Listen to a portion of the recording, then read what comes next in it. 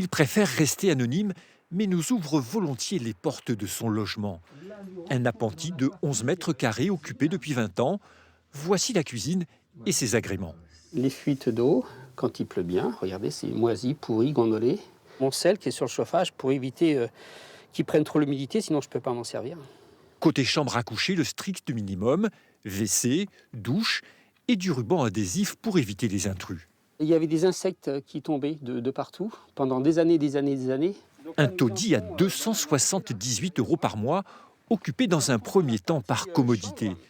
Mais les années passent et des demandes répétées de travaux restent sans réponse. Quand on voit que la fuite d'eau que j'ai dans la cuisine, hein, quand il pleut, ça fait des années que ça dure. D'ailleurs, le plafond en témoigne. Hein.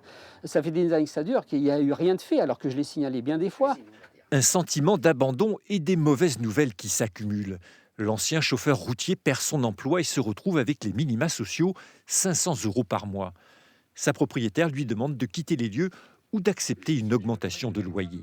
J'ai vraiment eu peur de me retrouver à la rue avec mes quelques meubles et mon chat, de me retrouver comme ça, donc sans emploi, sans rien, à la rue, et je fais quoi?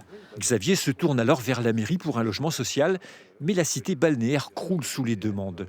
Plus de 2000 personnes sur liste d'attente. Il y a un vrai problème à Royan, qui est le taux de résidence secondaire. Les gens préfèrent louer à la semaine, voire au week-end, plutôt que de faire des locations pérennes.